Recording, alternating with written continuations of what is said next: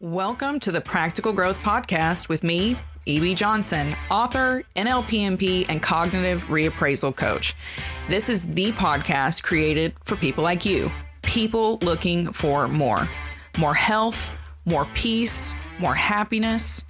Each week, I explore a new topic in pop psychology and help you build a better life and better relationships. Join me for special guests, exciting ideas, and practical advice that you can use to improve your life from the inside out. Let's get into it. Hello, my lovelies. It is me, EB, your favorite podcast host, your favorite NLPMP coach, and maybe more importantly, your favorite medium.com and TikTok writer, author, and friend. And we are back today with, I gotta tell you, it's a heavy one today, folks. It's a heavy one. So if you were here thinking you were going to get something cuddly, you were going to get something fun, inspirational, I don't know about it, folks, because we are going to be talking today about quiet onset. That's right. The crazy world-shaking documentary that has recently revealed the horrible things that were going on Nickelodeon sets in the 90s and early 2000s. That's what we're going to be talking about today, but not so much the documentary as the cost to children who suffer this kind of complex mental, physical, emotional, sexual abuse. How does that shape them? How does that damage them? How does that form their adult lives? And more importantly, what role do parents play in that? Before we jump in, though, I do have to give a little shout out to TikTok. I am opening my TikTok live subscriptions over on my TikTok account, The Real E.B. Johnson. What this is it's a monthly subscription, extremely low. It's the most accessible way to work with me. And you can basically hang out with me every week on lives. You get free coaching, direct one-to-one access with me. You can come along, ask me questions, get some advice from me, pick my brain, find out what I know about relationships, find out what skills I can give you to kind of help you better yourself and better your future. So if you're interested in that, if you just want to kind of come and find some community, get some good advice, that will be starting next Thursday. So if you would like to be a part of that, it is going to be a subscriber only live. You have to be a subscriber in order to log on, watch me, ask questions, interact with everyone in the comments. So if you would like to be a part of that, head over to tiktok.com at The Real E.B. Johnson. That is my username there, and click on subscription at the top of my profile. Go through the steps. You can see more information about my subscription, what we're going to be doing, when we're going to be doing it. And that's all you got to do. Bada boom, bada bing. You and I will see each other next Thursday. All right, here we go. Let's jump in, folks. Quiet onset.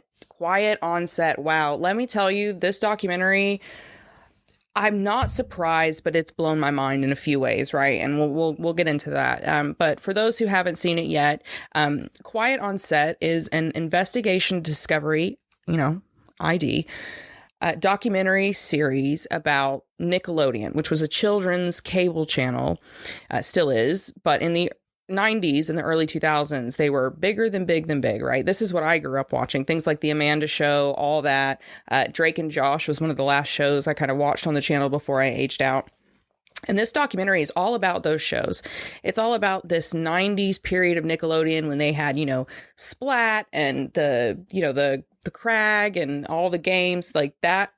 Nickelodeon that represents childhood for basically anyone who's over the age of 25. Okay.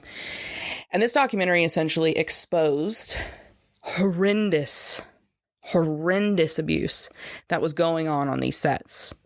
All the way from like manipulation and coercion and harassment and alienation and ostracizing, all the way up to the most horrific sexual abuses you can imagine happening to a child. And that's basically a direct quote. It's extremely painful to watch. It's extremely hard to watch because you see all these children who are failed again by the adults around them. Most of the adults, not all of them. And also the systems that were basically designed to take advantage of them, right? In the ways of making money, but also in a lot of other harmful ways. And it's an incredible documentary. If you haven't seen it, I highly recommend you go and see it. Came out March 18th, and let me tell you, it has dropped like a bomb. That's what everybody is talking about, because it goes so deep into these abuses that were taking place, right? And these are people like Amanda Bynes, Drake Bell. Britney Spears' little sister hasn't been on it yet, but she's been implicated in it, and she definitely was, unfortunately, being victimized on camera. It's horrified. It's horrified. Anybody who watches it, right? It's horrible. But the real horrors happen when Drake Bell gets onto the screen. And Drake Bell essentially tells a harrowing story that sadly is going to be familiar to too many of you. And that is that he was groomed by a producer and dialect coach, an acting coach on one of the shows, and eventually his protective parent was isolated and alienated, and then he was handed over to the predator, who, over a number of years, did the most horrible sexual abuses imaginable to this young man. Okay, so I'm not going to go into any of that. The documentary, to its credit, does a very good job of not getting too graphic. There are some court documents that are shown on the screen, but thankfully Drake is not forced to go into his abuse. But it becomes very, very clear that these Nickelodeon sets that were creating this ideal childhood for so many of us, these funny television shows, these amazing characters, these actors, these child actors that we resonated with, that we connected with, they were going through the most horrible and traumatic times of their lives while we were laughing at them. And it's heartbreaking. But almost the more heartbreaking part of it is that it's not a unique story. We see this every day. We see children exposed to consistent, brutal abuse, whether that is mental or emotional or physical or sexual or a combination of all of them. We see it all too often. So many of us ourselves have been victims of it, and that's what makes it all the more heartbreaking. Now, while I will confess, while I was watching this documentary, I could not stop thinking about, like, the bomb, essentially, that was set off in the adult lives of these children who were abused, because that's what happens. That's what happens when children, because make no mistake, this was not a one and done scenario. These children were victimized over and over again, some of them consistently for years. And when that happens, I can't help but to think of the cost, because there is a cost. Right? Children who experience that is complex trauma, and there is a cost with complex trauma. Okay? There is a serious cost, and that's on so many levels. That's a mental level, it's a physical level, all of these things. Children, developmentally, when they experience complex trauma, it changes them. Psychologically, it can create a lot of problems, right? It obviously fractures their developing sense of self. It destroys their self-esteem and their self-worth. It creates confusion and delusion about the world. It changes their perceptions. You can have depression and anxiety and all other kinds of mental issues that are a result of this abuse. And that's just on the mental level. And you see lashing out and stuff, which would kind of be like a combination of emotional and physical. But these children just all of a sudden are swallowed up in these huge emotional concepts that they can't balance, that they can't realistically make sense of or ration. And it's rationalized, sorry. And it's horrible, right? And that's just internally.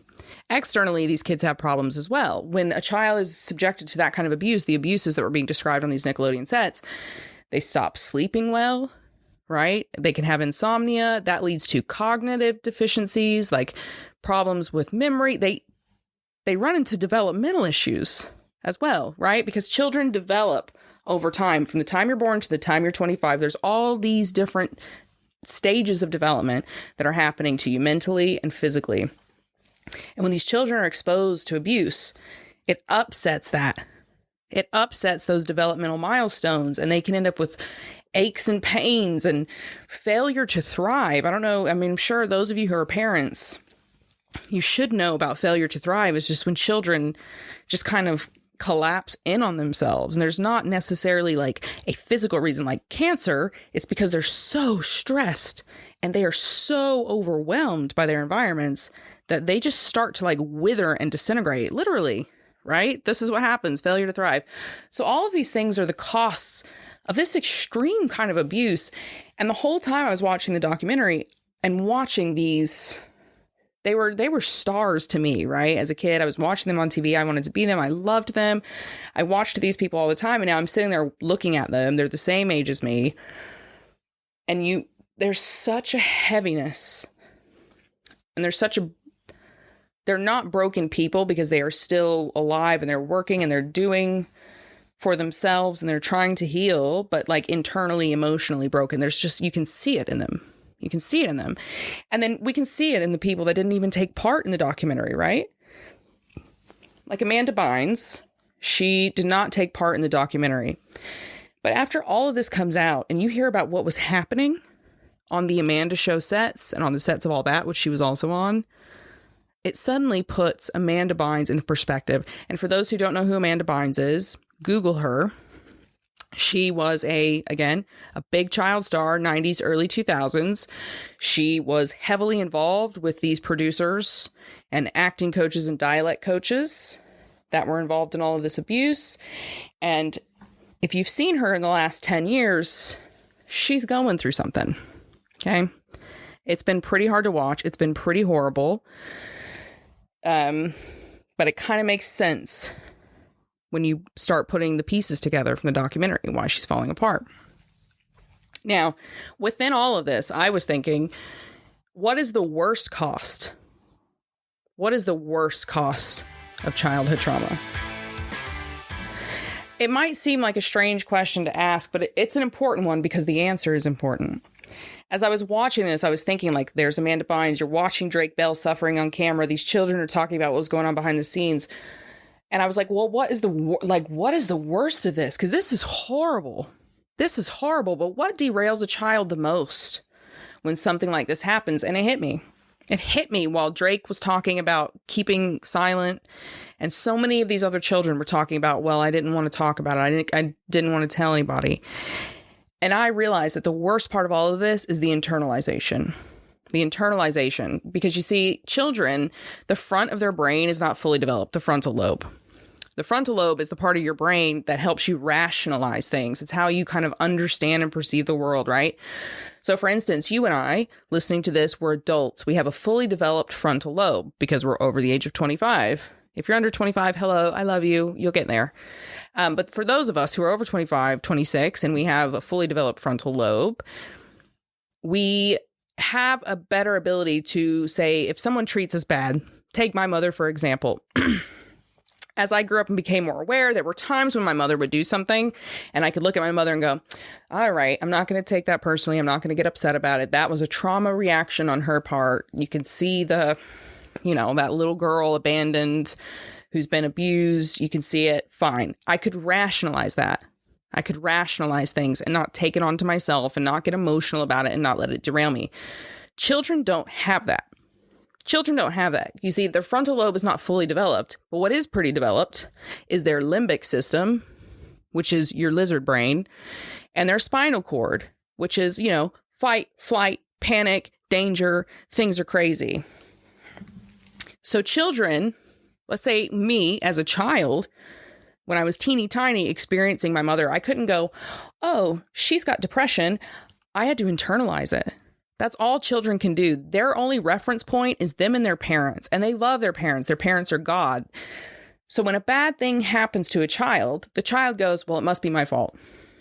That's how things work. If you're good, you get good. If you're bad, you get bad. So if this person's done something to me that I don't like, that doesn't feel good, it must be my fault.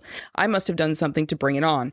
That is internalization. And that is what children do. When that brainstem is triggered into fear, and that limbic system starts working out panicked emotions, they internalize it because that frontal lobe is not developed. So they go, it's my fault. And that's all I could think of.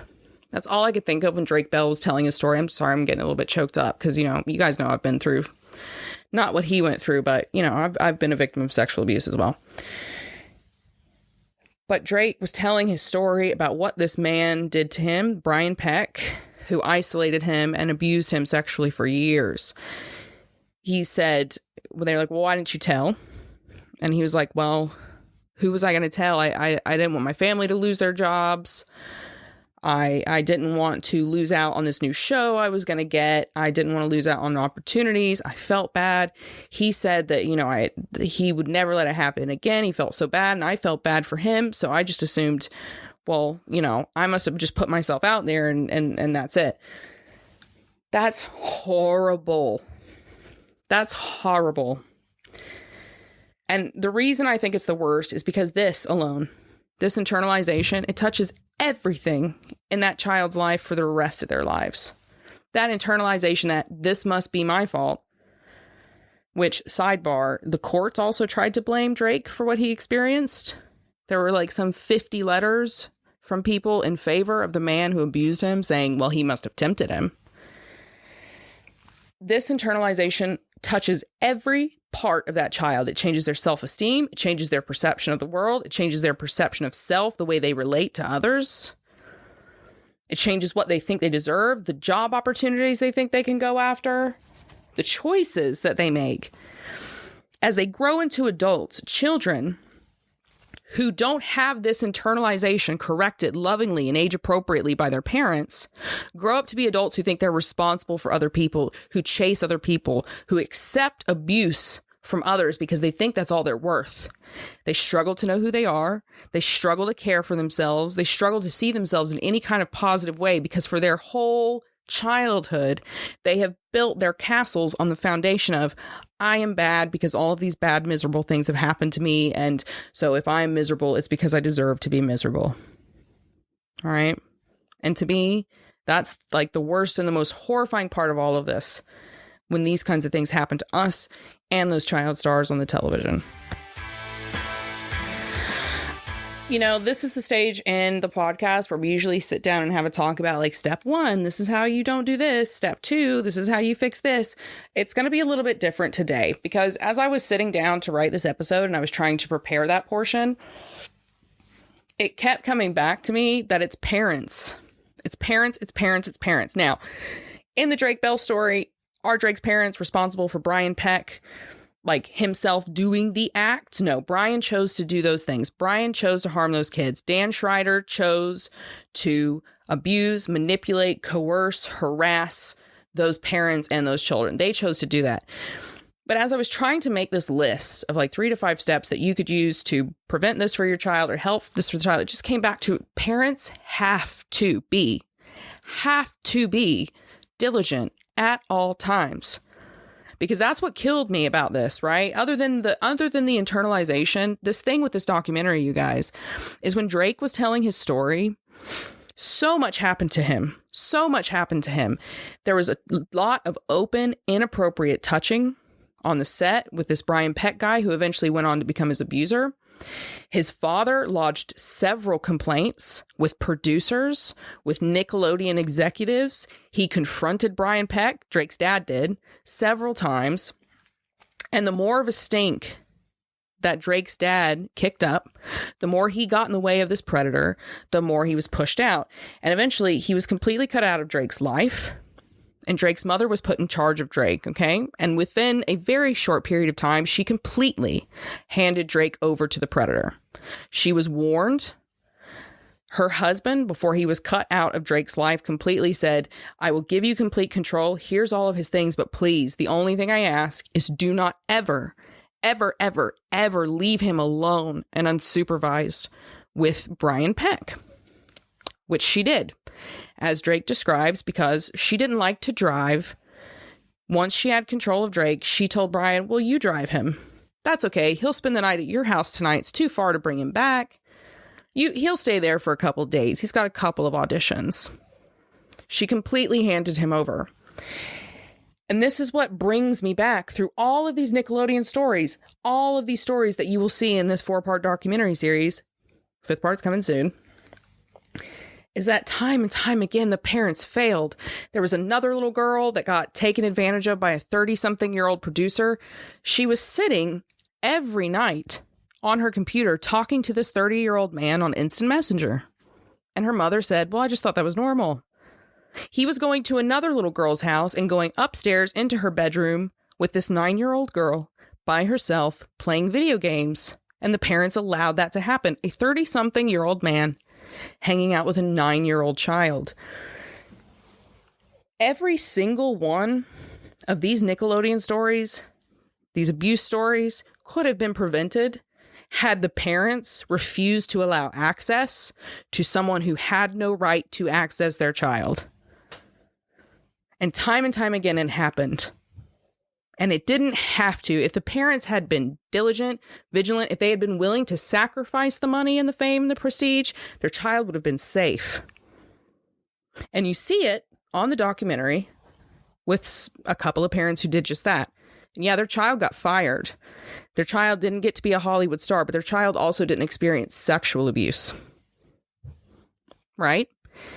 And this is what I mean when I say so much of this, so much of preventing sexual abuse happening to your child comes down to you as a parent. And those of us who suffered sexual abuse, you go back and turn the pages and you find out pretty frequently, if it wasn't the parent doing it to you, they could have pretty easily prevented it by not giving that person access. So this is the point in which I feel like it's important to drive this home to parents. Anytime your child is in an environment in which there are adults present, you need to be vigilant. If your child is in an environment where there are any adults, your child is at risk, and it is your job to pay attention, be vigilant, and mitigate those risks. Okay? And it's sad to say it. It should not be that way, but that is the truth. It doesn't matter if they're at school. It doesn't matter if they're at church. It doesn't matter if they're at the next door neighbor's house. If your child is in an environment where there is another adult present, at any point, you have to act as though there is a risk of a predator. If you are going to protect your child, if you want to prevent your child from going through what Drake Bell went through, and if you want to know what that is, you can go and look up the court documents because it's horrifying. It's worse than anything you would see on a movie. It's horrifying. And I think that has to be the most important part of this. So many on that documentary, Quiet on Set, so many parents failed. And they didn't have to. These weren't extreme extenuating circumstances. These were parents who decided to put their children to work to make money, who decided to look the other way when they could have simply taken their child home. And as we're healing, those of us who have survived this, we have to, I'm sorry, I know it's uncomfortable for a lot of you, but we have to hold that fire and that anger and that energy for that reality. That our parents failed us, that they could have done better. Because that anger and that energy is what's going to help you protect your children. Who's going to keep that from happening to them. What do you think? It's been a lot of revelations since March 18th when this documentary came out. And there's an episode 5 that's due to air soon that's going to have Drake Bell and a few more of the survivors of this stuff in it. And, I think we have to keep all of this in mind. We don't need to just watch this documentary and gorge ourselves in the trauma. We need to keep in mind the real world cost to children who experience this, the kind of adults they turn into, and the kind of pain that gets recycled and perpetuated through generations of this happening when it doesn't have to. It just doesn't have to do that. Children internalize their trauma. They tell themselves that they are at fault. So when you experience this kind of complex trauma at that young age, you tell yourself, well, I deserved it. And that changes everything. Parents, do you want your child to say that? Do you want your child to look you in the face one day and say, well, I thought I deserved what he did to me? Or do you want a child who turns around and looks at you one day and says, thank you. I didn't get it then, but I get it now. Thank you. Because for these kids, the parent's the deciding factor. Thank you so much for being here today, guys. That is going to be the end of the episode. I hope you enjoyed it. I hope you got something out of it. Parents, listen up. If you've got kids, you got to be diligent. You got to pay attention. You got to watch out. You got to keep your eyes open and your head on a swivel. Okay? For those who are interested in coaching, I do have a couple spots in my next program, which is going to be starting up in about 6 weeks. So if you want to be a part of that, if you're someone who wants a brighter future, a clearer mind, and the actual practical skills, literal skills that you can go out and practice in the world, then you need to apply for this 2-month, 3-phase program with me. It's all about neural health, somatics, and NLP cognitive reprogramming, and it will help you to improve your psychological and your physical well-being. So if you're someone who's serious, go ahead and apply now. There's only a couple of spots left. Not all of you can get those spots. So best of luck to you. The most serious ones are going to be the ones who are successful in getting that. So get over to therealebjohnson.com, click on working with me, and fill out those applications. Now, for everyone else, thank you, as always, for listening. Thank you for being here. Thank you for reading my medium.com blog and for following me on TikTok and Instagram. I will be back next week with another episode and maybe a guest. So hold on tight. I will see you next week. Thank you again. You guys have changed my life. Love you so much. Don't forget to leave a 5-star review. Keep your heads up. Keep your eyes on the stars. Bye-bye.